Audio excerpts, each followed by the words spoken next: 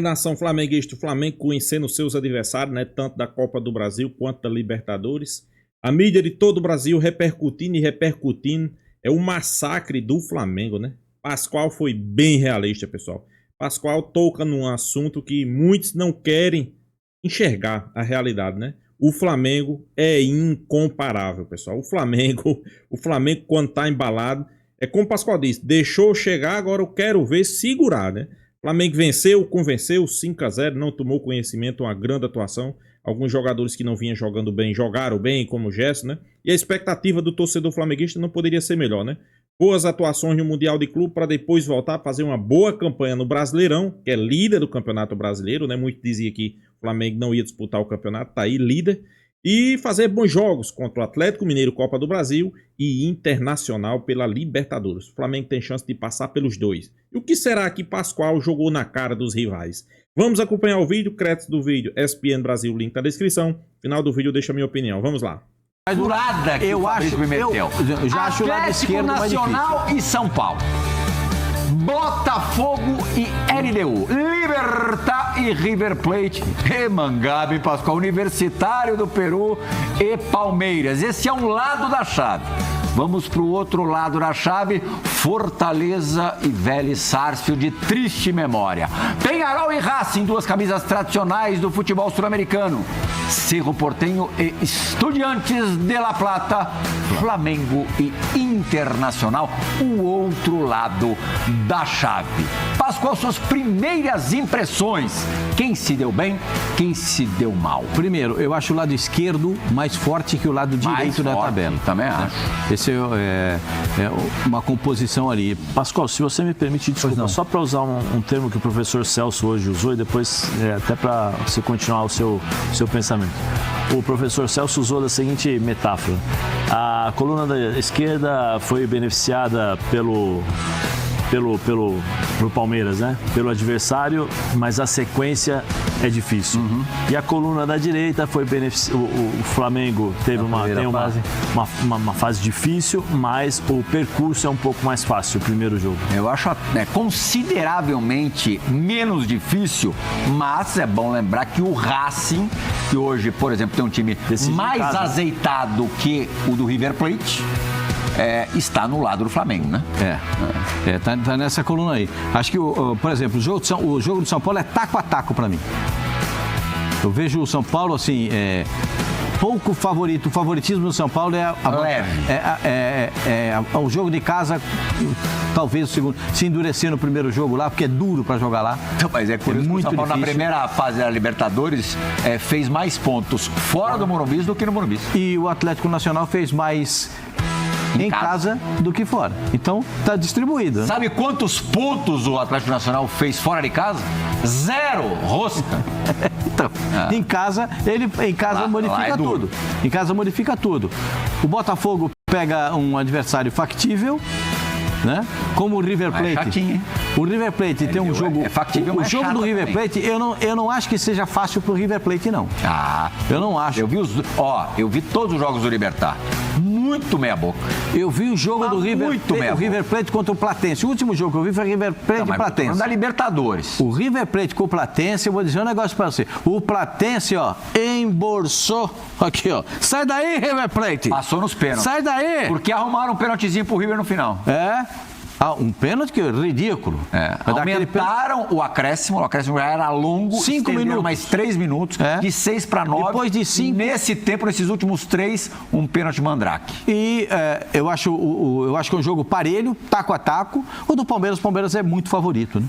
Porque há uma distância muito grande. O Universitário do Peru empatou com o River Plate na última rodada da fase de grupos no Monumental de Nunes. Para você ver como que o River Plate está espetacular, maravilhoso, né? Do outro lado, eu não sei qual Fortaleza vai chegar. Não sei o que vai acontecer no Fortaleza. A gente só sabe que pior do que esse não é, né? Que o Vojvoda, se ele vai fazer uma limpeza no elenco, se não vai, se vai melhorar, tirar os jogadores mais velhos, mais novos, eu não sei como é que vai ser. Duas camisas pesadíssimas do Peñarol e do Racing. Mas o Racing atenção que eu vou dizer. Muito melhor. O Racing é muito melhor. Não é um pouco, não. É muito melhor, mas aí entra a rivalidade de Uruguai e Argentina. E você sabe que aí sai faísca de tudo. Quando um repórter amigo meu falava que isso aí é faíscula. Faíscula não existe, é só faísca. E aí você vê o Flamengo... eu vou dizer para você, o Flamengo pegou osso, porque o Internacional arrumado vai ter tempo de arrumar o time agora com essa parada, e o Flamengo vai para o Mundial de Clubes. Aí a gente não sabe como é que o Flamengo vai voltar. Não sabe como o Palmeiras vai voltar no Mundial, como o Botafogo vai voltar. O Botafogo me surpreende muito. Só um detalhe no Internacional, Fernando praticamente fora das oitavas. E o Bernabéu muito provavelmente também ausente, porque o problema que ele teve leva 2 meses de recuperação. E faz muita falta. Olha as baixas do Internacional. Especialmente o Bernabéu, né? E tem o Botafogo, que a gente não sabe como é que vai depois do Mundial. Se vão sair os jogadores que estão... São 3, né? 3 Jair, Cuiabano e só o Igor Jesus. E o Igor Jesus. Se vai sair, se vai como vai repor também. É complicado isso aí. É complicado. O Zinho talvez tenha uma visão diferente do que eu esteja falando, porque eu acho que, se você falar para mim, Pascoal, fala qual vai ser a final hoje da Libertadores, eu falaria para você com tranquilidade, porque um ficou de cada lado do grupo. Um do lado esquerdo, outro do lado direito. É Palmeiras e Flamengo para mim a final da Libertadores. Muito óbvio. E outra, tem certeza disso? Isso me ajuda muito, é para a gente recuperar a memória. É bem possível, porque você vê esses dois times num estágio, apesar do Racing estar no estágio legal, mas esse aí, eu acho que esses dois... Mata-mata. Não, agora é mata-mata. Oitavas, quartas, semi e final, só uma partida única lá em Lima. Então vamos ver o que vai acontecer. Para mim, os favoritos são esses dois. Palmeiras do lado esquerdo e o Flamengo do lado direito.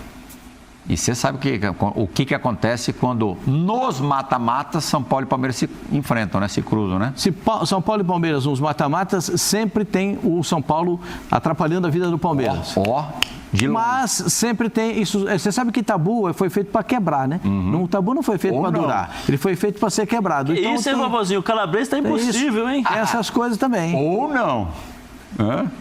Zinho, quem tem o caminho mais fácil para tentar na final em Lima a glória eterna? Pô, Plial, assim, a gente está falando pelo que a gente vê de atuação das equipes na fase de grupos, né? Mas a gente está falando que essa competição aí só vai voltar lá para o meio de agosto. Tem muito tempo, né? Nós estamos no início de junho. Tem junho todinho, tem julho todinho, tem boa parte de agosto. Até os times que vão para o Super Mundial aí, para o Mundial de Clubes, vai ter tempo de voltar e ainda se recuperar para jogar a Libertadores. Então, assim, vão ter 2 janelas de transferência até chegar essa fase aí, se não me engano. Tem uma agora antes do Super Mundial e tem uma depois. Então tem muita coisa para acontecer. Jogadores que podem sair e que tem clubes que, se perderem jogadores, não tem grana para repor, e tem clubes que pode perder alguns jogadores e de repente reforçar com jogadores até melhores, porque tem condições financeiras. Vocês estão falando muito do Botafogo. Se o John Textor cismar de trazer alguns jogadores aí de um nível muito bom, como ele trouxe, de volta o Luiz Henrique, trouxe o Almada, o Botafogo pode até melhorar. Né? Assim, o Igor Jesus sair, acho que mais complicado, né? Quem ele vai buscar como centroavante. Mas na zaga, o Jair, acho que o Jair nem é titular do Botafogo. Ele está de titular porque o Barbosa e o Bastos estão fora, mas até lá vão se recuperar. Eu não sei nem se o Jair continuasse, se ele continuar no Botafogo, se ele vai continuar sendo titular do time. O Cuiabano, a mesma coisa. Né, recuperando, contratando, ele está muito bem, o Cuiabano e tal, mas assim, eu não sei se chega jogadores para jogar ofensivamente, se de repente ele vai brigar na posição com o Alex Telles, de repente o Alex Telles, mais experiente, tudo, mantém como titular. Enfim, dito isso, é claro que o caminho do Palmeiras para classificar as quartas de final pegou um adversário, né, que fez uma campanha muito ruinzinha, classificou ali, acho que é o pior segundo colocado, né, de toda a fase de grupo, 8 pontos que teve só o Universitário. Então, assim, o caminho para o Palmeiras, que decide em casa, ficou melhor. E olhando para os outros brasileiros, vocês falaram muito aí, que acho que o Pascoal falou que é taco a taco o jogo do São Paulo contra o Atlético. Eu não acho, não. Acho o São Paulo bem favorito. Depois do Palmeiras, para mim, é o adversário mais acessível para um brasileiro passar. O Fortaleza tem um argentino, não vem no momento bom, precisa melhorar muito. E o Botafogo tem a LDU com altitude e a LDU que classificou num grupo muito equilibrado com o Flamengo e o Central de Córdoba. Então, assim, acho que olhando para os outros brasileiros, o São Paulo tem um adversário que ele pode passar. O Bahia só não classificou porque perdeu em casa para eles, para o Atlético Nacional. Se não perde esse jogo, o Bahia estava classificado. Enfim, acho que chega no mata-mata. A gente está falando aqui de elencos, de times, mas é um mata-mata. Você não vai bem no primeiro jogo, aí depois não tem condição de reverter, ou você no seu primeiro jogo não ganha com um saldo suficiente para decidir fora, que é a situação de alguns brasileiros. Muita coisa para acontecer, Plial. Agora, o pior é Flamengo e Internacional. Aí é o clássico brasileiro, já foi final de Campeonato Brasileiro, já tem uma rivalidade, o time do Internacional é bom também, o do Flamengo é melhor, mas o do Internacional é bom, né? Então, assim, eu acho que esse confronto aí é o grande confronto das oitavas da Libertadores. Zé Elias, entre os estrangeiros dessa Libertadores, os não brasileiros, eu considero o Racing o melhor time. Time muito azeitado, já comprovou-se vencedor, né? Conquistou com absoluta autoridade a Sul-Americana do ano passado, deixando para trás um monte de time brasileiro. Ganhou a Recopa atropelando o Botafogo. De 11 jogos contra times brasileiros, não perdeu nenhuma. Lá No caminho do Racing até a semifinal, só pode ter um brasileiro, o Fortaleza, né? Seria a reedição dos confrontos da fase de grupos, em que o Racing, aliás, ganhou os dois, até com mais facilidade no Castelão.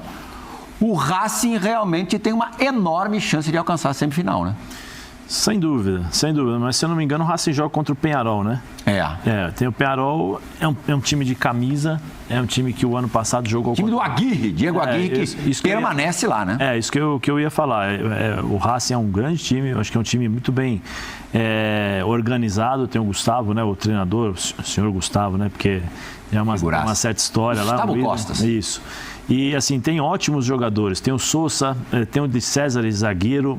É muito bom o jogador esse de César, zagueiro, que joga ao lado direito, né? Joga do lado direito ali com o Sousa, que faz essa variação de líbero, zagueiro, terceiro zagueiro, volante. Você tem ali o Salas ali na frente, baixinho, 7. Maravilha Martínez. Entrou no segundo tempo contra o Fortaleza. É um bom time. É um time que se conhece eles já se conhecem, eles sabem alternar muitas vezes pressão, volta, espera. No jogo contra o Fortaleza, eles esperaram o Fortaleza os primeiros 5, 10 minutos, entregaram a bola, de repente, quando eu vi os dois passando aqui, os dois laterais, adiantando, marcação, ou seja, é um time muito bem treinado. Mas vai jogar, nós estamos falando de Libertadores América, 2 confrontos. Vai jogar contra o Peñarol, que tem camisa, tem um treinador experiente. Existe uma diferença de equipes? Sim. Mas a rivalidade que existe entre Uruguai e Argentina também é muito grande. Isso daí pode influenciar um pouco em relação à performance, o clima do jogo, né? Tudo isso você tem que levar em consideração, porque é uma Libertadores. Libertadores, tudo pode acontecer. Mas eu vejo assim, o Racing como o grande, vamos dizer assim, rival ali, tirando o Internacional, que dificultaria a vida para o Flamengo. O Racing pode negociar o Martirena para a Rússia, é isso, lateral direito. Parece que já está praticamente muito bom. Os dois laterais do Racing são muito bons. O lateral esquerdo, inclusive, também joga de zagueiro. Mas esse aí é um desfalque seríssimo. A diferença, né, Zinho, dos brasileiros para os outros sul-americanos é que nessas janelas que você acabou de citar, é muito possível que a maioria dos brasileiros se reforce e a maioria dos outros sul-americanos perca jogadores. O Atlético Nacional pode perder 2 jogadores importantes para o Boca Juniors, para o mercado sul-americano mesmo. Quem não vai contratar ninguém é o São Paulo. Isso pode ter certeza que se não perder ninguém, o São Paulo e os demais sul-americanos podem se enfraquecer. Se fortalecer é mais difícil. Mas o São Paulo pode ter, vai ganhar. Tem 11 DM, né? Tem 11 no DM, mas tem Lucas, tem Oscar, né? Tem o Marcos Aurélio. Marcos Antônio, desculpa. Ferreirinha. O reforço do São Paulo é recuperar os caras do DM e não vender ninguém. É isso. A esperança era vender o Pablo Maia, mas como o Pablo Maia não está na plenitude, que o Pablo Maia bem, para mim, já disse para vocês, o Pablo Maia bem, para mim, joga na seleção brasileira. O Pablo Maia é um bom jogador.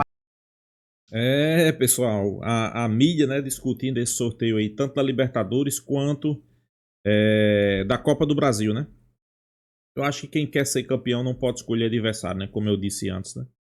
Acho que o Flamengo tem plenas condições de fazer um bom jogo, tanto contra o Atlético Mineiro quanto contra o Internacional, e passar de ambas competições. Claro, Libertadores é o foco, né? O objetivo, eu acho. O Flamengo, para mim, vive uma melhor fase do que o Internacional. Mesmo o Flamengo não jogando aquele futebol exuberante que o torcedor flamenguista quer. O torcedor flamenguista é exigente, pessoal. Mesmo assim, todo mundo sabe, o Flamengo é favorito. O Flamengo é favoritaço, como diz Pascoal. Isso quer dizer que vai passar? Não, isso não quer dizer nada, pessoal. Apenas é favorito. Que para passar para as quartas, tem que jogar bola, né? Tem que mostrar dentro de campo e merecer a vaga, né? E o torcedor do Flamengo está nessa expectativa, né?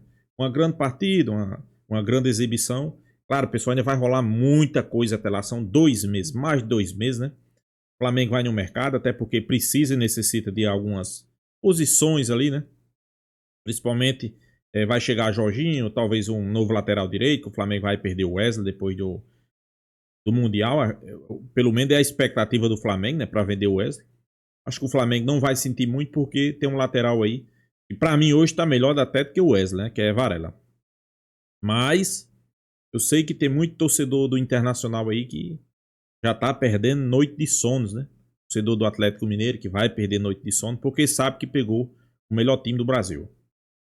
Se tinha um time na Libertadores que ninguém queria pegar, é o Flamengo, pessoal. Isso aí é um fato. E olha que o Flamengo não tá jogando aquele futebol ainda que a gente tá acostumado, né? Aquele futebol envolvente, aquele futebol que não deixa o time adversário respirar, triangulações, infiltrações. Olha que o Flamengo não tá jogando ainda. Pode jogar? Sem sombra de dúvida, né? Tem vários jogadores qualificados aí que tá bem abaixo, né? Por exemplo, o seu ataque. Pedro e Bruno Henrique estão abaixo, né?